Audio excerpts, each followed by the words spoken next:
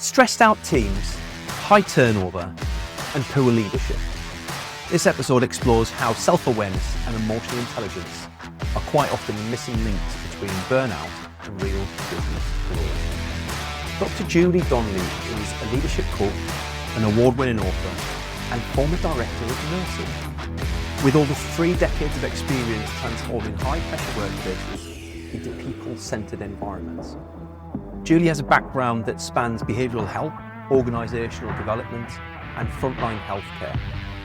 She knows what burnout, disengagement, and poor leadership look like from the inside. And she's led teams through crises, built systems that stick, and championed emotional intelligence in sectors that traditionally overlooked. Now, through her company and her group Leading at the Speed of People, she helps executives, teams, and businesses lead with empathy, reduce stress, and create real engagement without compromising performance. Julie, welcome to the episode. Thank you for joining us. Thank you so much, Paul, for having me. I'm excited to be here. I have to say, I think you're the second doctor that we've had on the show. So setting a high bar for the rest of our guests. We had Dr. Erin Burgoon on 3 or 4 months ago now, and fascinating conversation. I love fascinating backgrounds, and your story is no different from a lot of our other guests in that you started in an area where few would connect you to where you are now. Why did you get into nursing in the first place? What attracted you to it?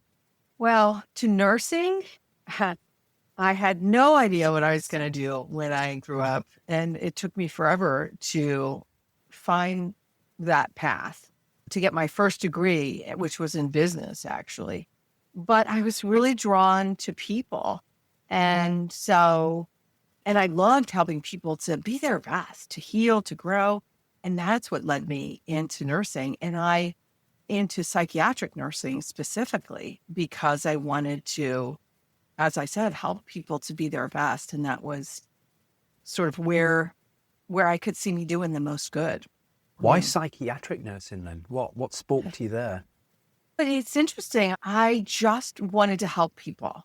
I had a really rough time coming out of childhood. And so my parents divorced when I was 16. It was just a horrible time. I mean, there's never a great time, but at 16, everybody left. So my dad left, my mother checked out, my sister moved out because she couldn't bear to be left there either. And so I all of a sudden find myself on my own and really had no support. I don't know, it took me so long to get that first degree. And then I decided on nursing. And a friend said to me, hey, there's this new adolescent unit opening at this local psychiatric facility. Why don't you check that out? So I was in my 20s still, and I figured, well, why not? And I kind of stumbled my way there, but I was excited about it.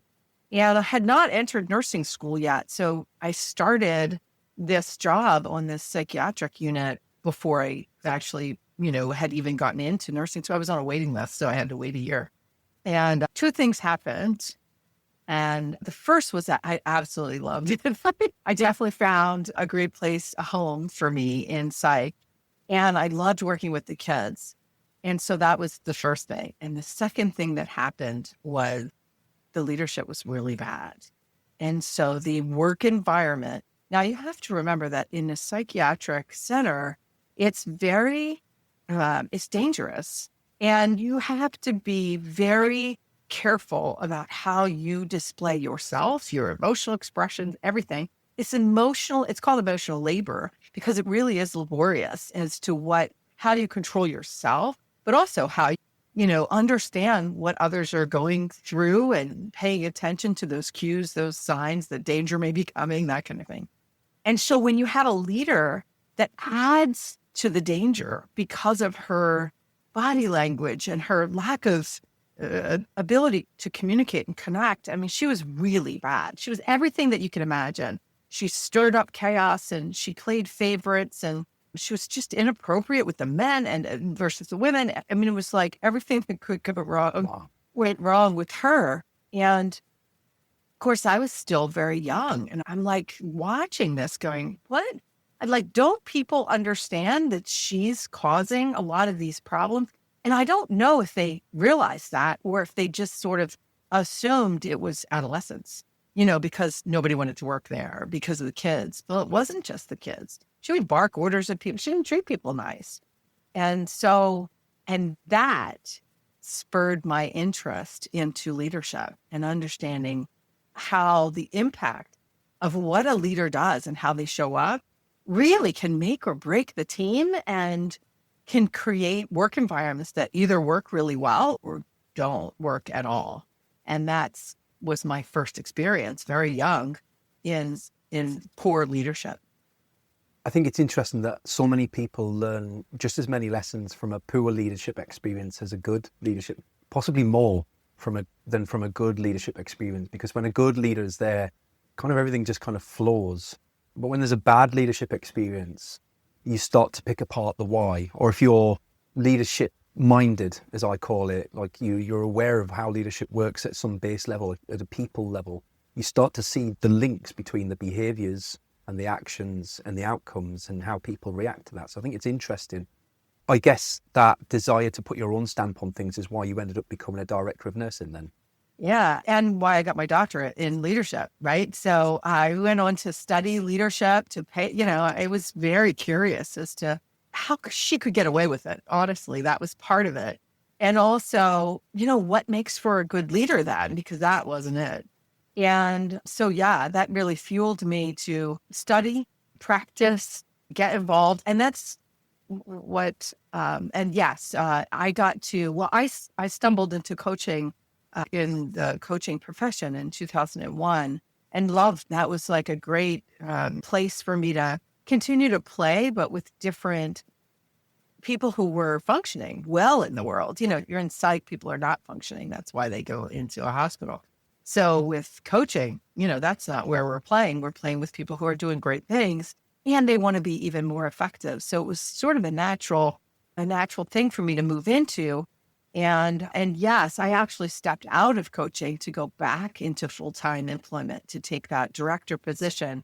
I hadn't really left nursing. I had been they call it PRN, where you just sort of take a shift here and there. And I loved it. So, I loved playing in that way and working in that field. But then I was approached by an organization to be their director. And I thought, what a great opportunity. And so I dove in, and it was a great opportunity for me. I was like the right person in the right place at the right time.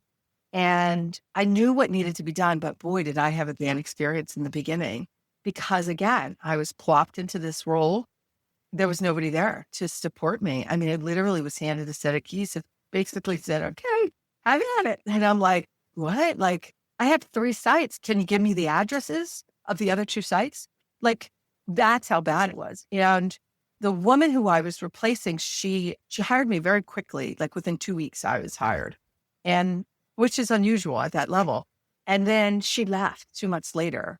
So I was really glad that she did, because we would not have gotten along very well as leaders. Her leadership style was very chaotic. And so, but that first year, it was really a trial for me. I knew what needed to be done. I just needed to figure everything out. How to, who did I need to know? How did I need to navigate it all? It was a big job. And I just didn't want anyone else to have to do that, have that experience where you don't really have support from your upper leadership. And so I kind of made it my mission, not only to do it then, but as I got through the years, like I didn't want anyone to have to be orienting themselves, to a job. And so I sort of made it my mission to make sure what I could in that role, to make sure that the nurses had what they needed to be able to excel in their roles. And now, as I've left that career and back into full-time coaching, I have that same mission where I want people to feel like they have the support they need to be great, to thrive in their roles. And that has always driven me into whatever I've been doing, whether it's in, psych. And I think as a director of nursing, I was able to control a lot of that because I was in charge. So I was able to make sure that we were supporting the staff in whatever way we could to ensure that they had what they needed to be successful. And it was That was great. I remember one day visiting a nurse at one of we had like 7 nursing stations. And so one of the nurses, she had been on vacation. She was the main nurse for one of the nursing stations and she came back from vacation. So I visited her. I remember asking her, she told me about her vacation and she was off with her friends. And she said, but I was thrilled to come back to work. I was ready. I love it here. I was happy to come in on Monday. I don't know what my face looked like, but inside, I'm just like, oh my God, thank God, Yes. I mean, when your staff tells you that they're looking forward to Mondays, it just tells you're doing something right. Because we know that stress, the most stressful day of the week, well, do you know what the most stressful day of the week is? If you start work on a Monday morning, it's a Sunday afternoon. Exactly. It's Sunday afternoons, Sunday evenings. People get really stressed out because they're anxious about their next day. And so to have her say that to me, it still gives me chills. I was pretty happy about that. I know that because I've lived that, right? I've lived that like so many people do. I find it interesting that you learned that leadership skill almost yourself, right? Like you're trialing and testing things, you're navigating by the seat of your pants in an environment that you can't allow things to fall over. So now I learned in retail, right? And now retail, yes, there are some things you can't allow to fall over. There are certain things that should never, ever be not right. But there are lots of other things that you can let go for a little while and they'll maybe not be great, but they'll get by. And you can't do that in health. You can't do that in the environment that you're talking about. So I've always said to people, look, if you're new to leadership, let some things burn whilst you figure out the other things. Then you can pick up these other things and you can let these things burn. And eventually you'll juggle everything. You'll be all right. But you're in a position where you can't let anything burn. So I can imagine, first of all, that was quite stressful and hard for you as well. When we talk about burnout and, you mentioned that you were managing 155 beds, $2 million budget. It's a lot of responsibility when you've had no real, and I find this all the time, right?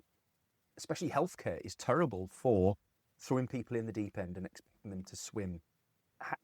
Have you got any tips for anybody who's in that position, in that sort of environment? What's the thing that you wish you'd known at the beginning? Yeah, that is a great question. And it's so very true, right? You're a good accountant, so we're going to just put you in charge. You're a good doctor, so we're going to put you in charge. Leadership skills require they're a different set of skills than whatever you were doing before. In fact, if anything, you're going to be doing less of that original work and more interpersonal skills, strategic planning, executive skills. And so those skills, don't assume you know them. It's like you have to learn them and practice them. Because even if you read a great book on leadership, well, one isn't going to get you there. You might need to read 50 or 60. But even if you do the work and look, I have a doctorate in leadership, you study it, you have to then go out in the world and practice it because it's different in the different contexts within which you work. And so I think recognizing that you are not alone, that's the first thing.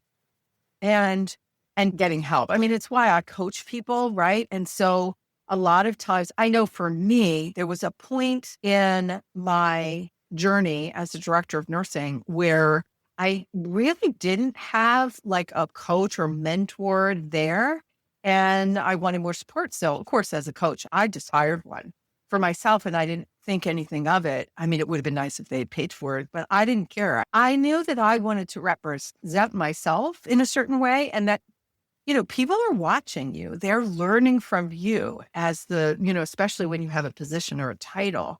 And so you get to decide who you want to be, how you want to show up. And there are certain things that you definitely need to know as a leader. And the first is, the vision. Where are you going? And the second is the values that you are aspiring to and that you expect other people to aspire to. And those values should be pretty similar to the organization. You wouldn't want them to be too incongruent with what the organization is doing, but they may be a little different. And those need to be communicated effectively to others. So there's a lot to know. I did just put a course together on a comprehensive course on leadership called Leading at the Speed of People. It's not out yet. It should be out within the next couple of weeks though. And so if people are looking for a way to learn that's not, if they don't want to hire a coach or don't want to do that route, that is another way. But find yourself some way to to work with or learn from someone who's gone before, because you are not alone. And, I work with people now, like, performing leadership development. And it's one of the consistent themes that I hear. It doesn't really matter what industry you're in or what kind of leader, what you're leading. You're leading people. And that's kind of how I came up with the title for my book. You're not leading things. So it doesn't matter if you're in accounting or if you're in healthcare or if you're in, a tech. You're still leading people. And that requires you to be able to confront conflict, navigate that, show up with your executive presence in a certain way, because you know that people are watching you, and your behavior sets the tone for how people are going to behave. And you need to learn to communicate effectively. All those things go across industries. And so I don't have one particular thing that you need to know, but just know that you don't have to do it alone, that, there are plenty of ways to get yourself the support that you need, especially if you're not getting it in your place of employment. And I think that's probably the key, is that sometimes we assume somebody's going to teach us, right? And take us by the hand. And I never had that. I never had anybody take me by the hand and teach me. And so I know a lot of people have, and they've had mentors. I just haven't. And that's okay. But don't let that stop you from doing what you need to do to learn what you need to learn to be as effective as you can be. So you can bring out the best in your teammates and create a very high performing team, because ultimately there's a legacy there. So it's not just what you do, it's what you leave behind when you're gone, and the impact that you have. It's your personal brand. That's your brand. Don't realize that the personal brand proliferates far beyond social media. It's how people talk about you when you're not in the room, and how people understand what you've asked them to do. I love that answer. Thank you, Julie. I think there's a lot to unpick there for people. I wonder, you talked about your vision being incongruent with that of the business or the organization itself. And one of the things I often come across is the conflict of, if I'm going to be a people leader, and I am a people leader, I love leading people, and I worry more about the people than I do about my numbers and my metrics. And you've got to have an eye on both. But quite often I find that senior leadership are often more bothered about the numbers and the metrics and the profit and the efficiency than they are about the people. And they assume that if we make these things work over here, the people will just be happy. So where somebody's kind of sat in the middle of that and they're wanting to make more of a case for the people and lead for the people, how do you influence the leadership to kind of see the benefits of that, where they're more, their focus is rightly, like to a certain extent, on the business numbers? How do you influence?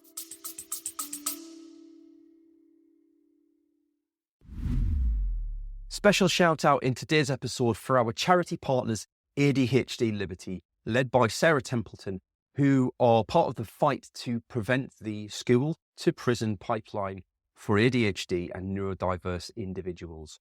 If you'd like to find out more, you can visit them. The show links are in the notes below, and I would encourage you to go along and have a look and educate yourself on their fight. It's an incredibly important cause, and we're super proud to have them as charity partners for the MarketPulse Pros and Pioneers podcast. Thank you. Enjoy the rest of your episode.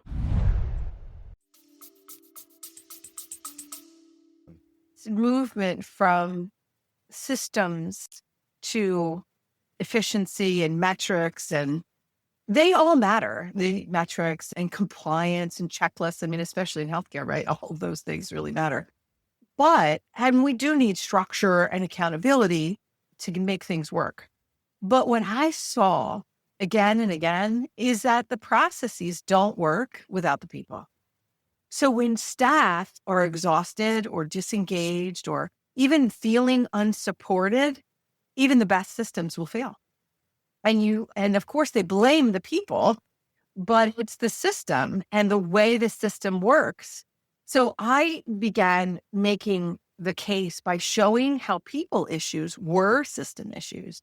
For example, if communication breaks down, if morale is low, or if turnover is high, then those aren't just HR problems, they're leadership problems. And they have a real operational impact and consequence, including delays and errors, patient dissatisfaction. And so when we invest in people, when we listen and train them and support them and engage them, everything improves: performance, compliance, outcome. And that's the lesson in putting people first.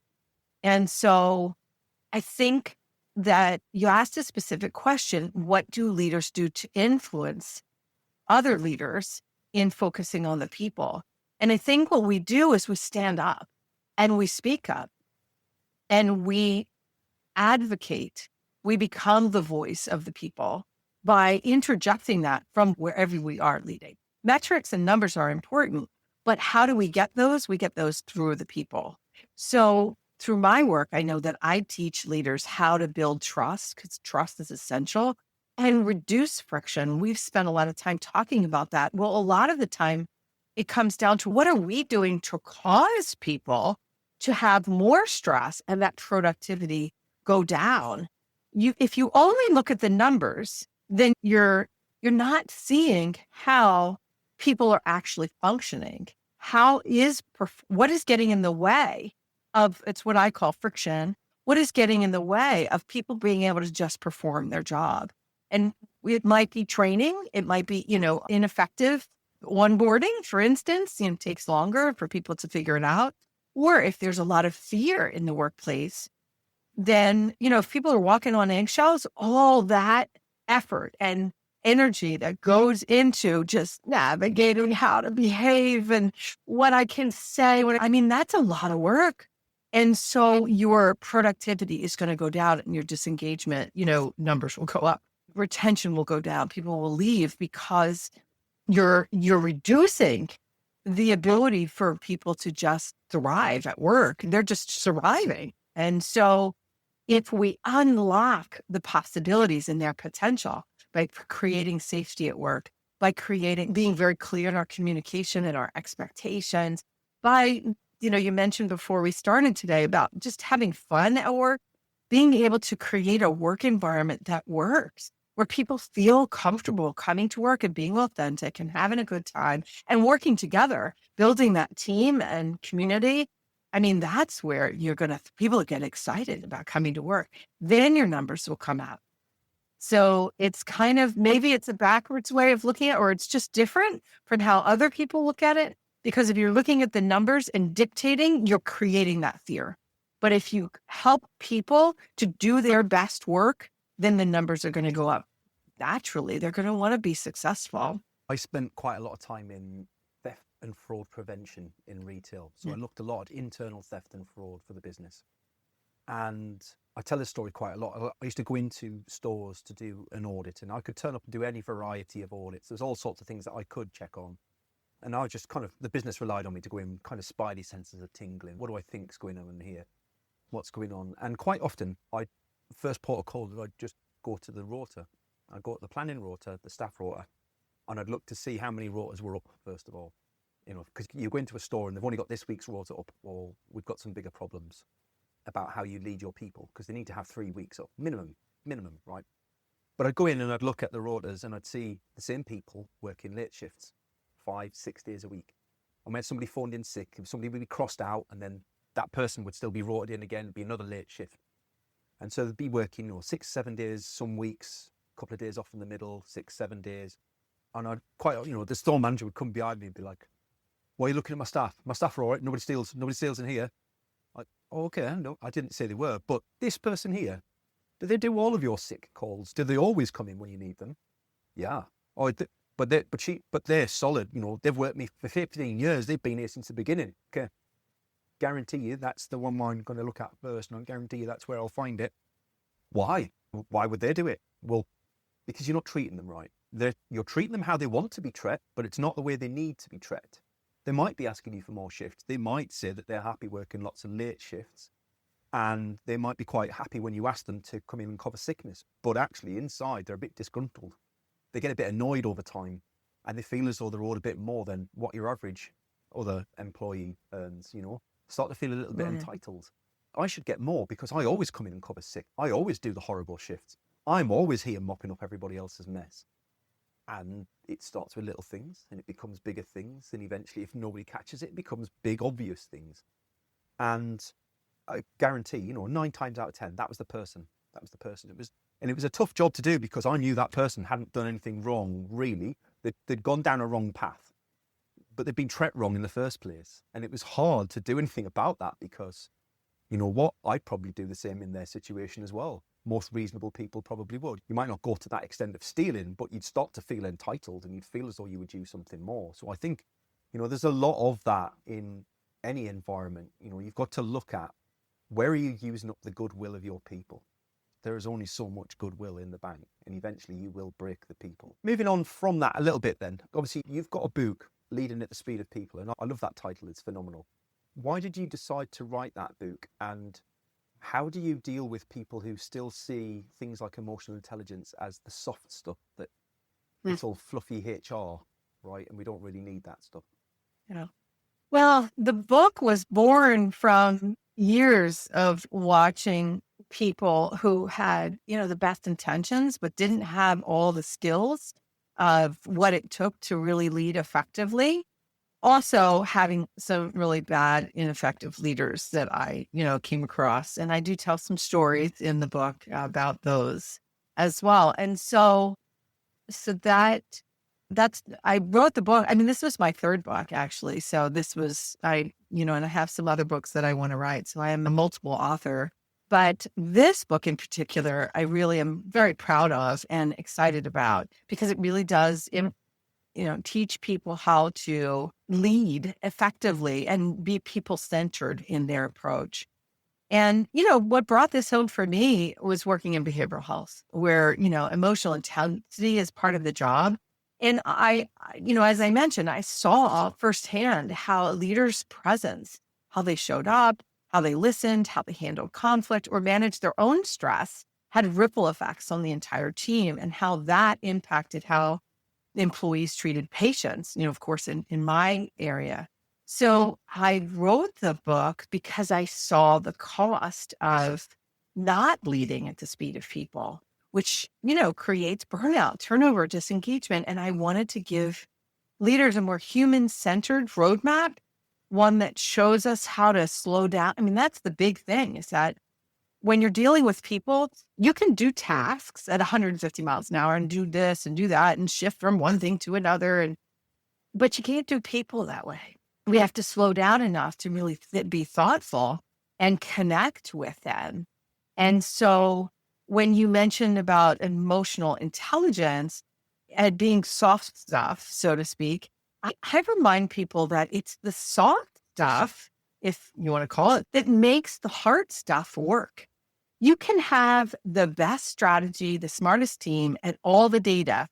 But if people don't trust you, if you can't navigate conflict and you just allow it to run rampant, or if your team is full of fear, as we've mentioned, and walking like eggshells around you, nothing works the way it should. And I'm trying to sell emotional intelligence as a nice to have. I show how it directly impacts results, engagement, productivity, retention, turnover. I mean, the bottom line, right? Because we also, you can look to statistics on the billions of dollars that companies spend on absenteeism and, retention strategies, and when somebody leaves and how much money that costs. And that just creates just such an uproar within the department. The landscape changes.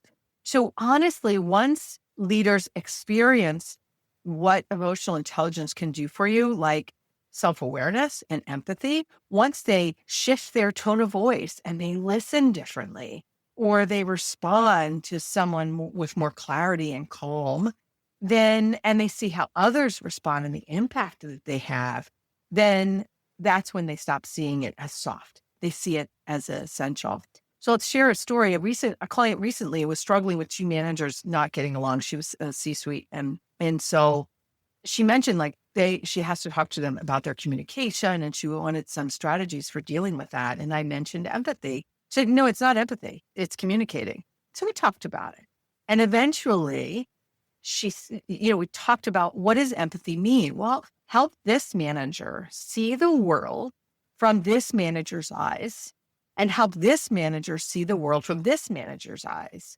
And she finally got it, because once they understood what they have to deal with, and the information that they need to be able to disseminate to their teams or to their vendors or whatever was going on for them, then they would communicate more effectively. And it was like light bulbs went off. And so sometimes we look for those hard skills, but they're really, it's understanding what people and how they function. People are messy. We're messy, and leaders need to better understand how to navigate people. And you would think by now we would know how to do this better, but I don't know why we look outside ourselves rather than inside ourselves. And in the book, I talk about, as individuals, we're the self-study course. We have a front row seat to what it means to be human.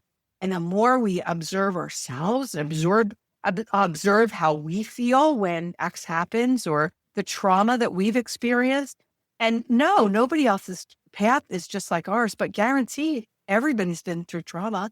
There are, 1 in 6 people who are suffering from addiction. Well, somebody knows somebody that's suffering from addiction or who had an overdose. So it's like, if we can just be more mindful, and then of course the statistics on mental illness and just, what people are struggling with, depression, anxiety, that just people are on meds, totally okay. No judgment there, but let's just be mindful that people are dealing with more than just the numbers and the spreadsheet.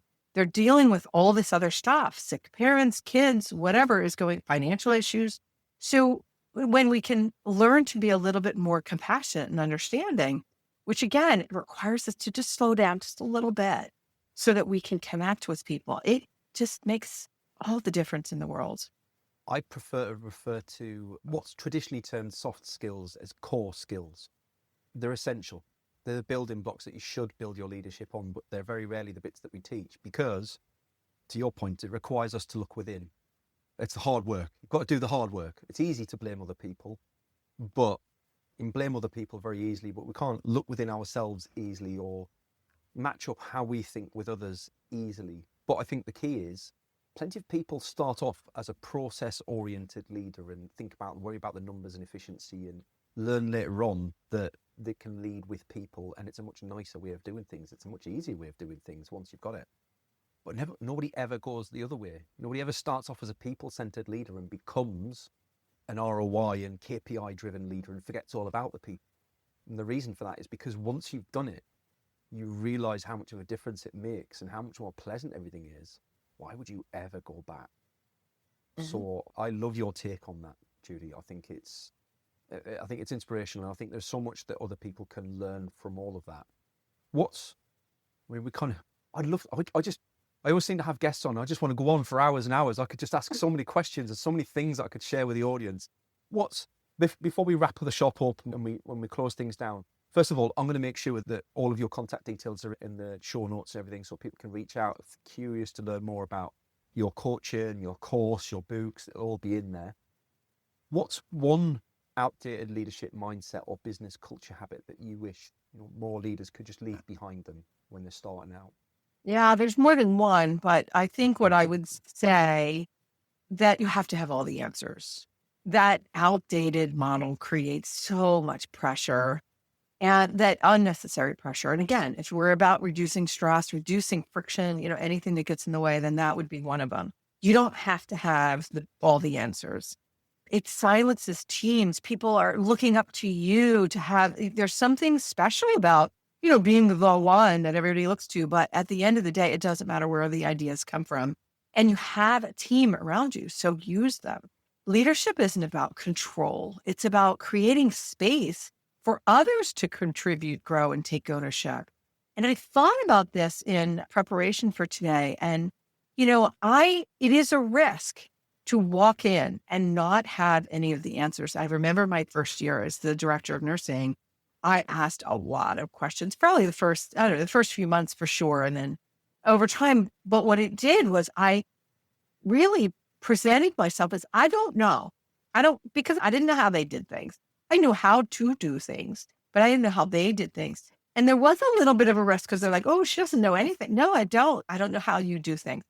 And yet over time, they came to understand why I did that, and that I wasn't coming in with their answers for them. I had to hear from them first. And so, people don't want to be micromanaged. They want to be trusted, respected, and heard.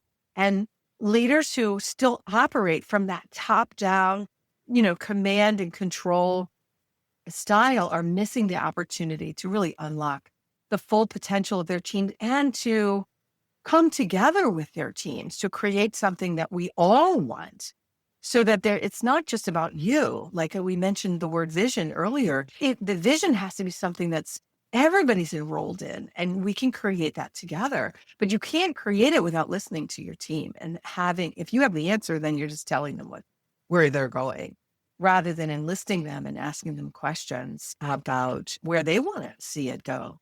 And so leadership isn't about being right. It's about getting it right, but together. You don't need to be the smartest person in the room, just the one that brings out the best in others so that you get the most from them. Just the one that asks the right questions, right? I love it. Yeah. Thank you very much for being a fabulous guest today. And Julie, we'll have to have you back on, because I could probably ask you another 3 hours worth of questions. It's been awesome. Thank you very much for spending the time. I would love it. Thank you so much, Paul. This has been a pleasure. Awesome. And thank you at home for watching the show. Subscribe. Make sure you're giving us a follow. And if you'd be so kind as to drop us a rating on Spotify or Apple, that would be amazing as well. Thank you very much. And I'll see you next week on MarketPulse Pros and Pioneers.